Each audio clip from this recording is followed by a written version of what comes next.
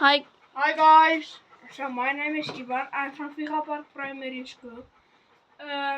So this was my last year in primary school. I'm going next year to JF. Or not to JF, I'm going to the high school. So yeah. I do the sports I do is something like hockey, cricket, and sometimes rugby if I really want to, but not usually. I am turning 14. I'm now still 13. My glasses, I wear it from 2023. I think it's 3 years now. Yeah, 3 years that I worn my glasses for. Yeah, and my Did you did good in your subject? my subjects was good. What did you struggle with the most? Natural science. Oh. It was really grade 7 natural science is very moeilijk, if you can say Hard. in Afrikaans. And I'm from South Africa.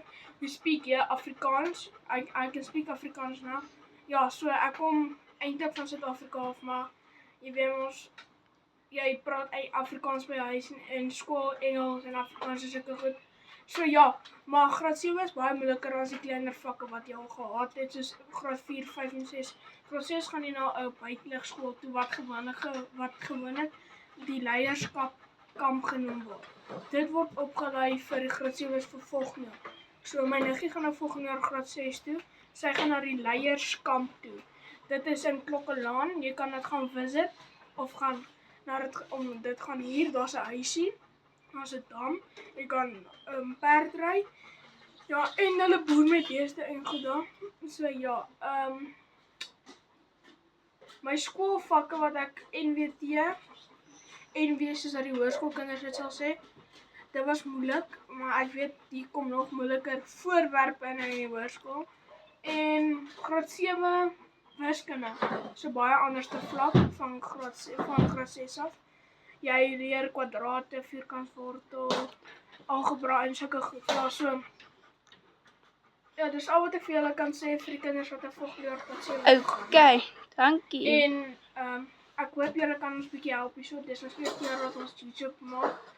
Ja, ek probeer net iets doen om bietjie, want ons gaan nou vir Desember iewers heen, so ek probeer net 'n bietjie geld maak en om goed te kry. So ja, asseblief subscribe en like. Soveel as wat ons vandag gaan kry. Ons sal tot 'n comment los vir julle wat subscribe asseblief. Dankie, stuur groete.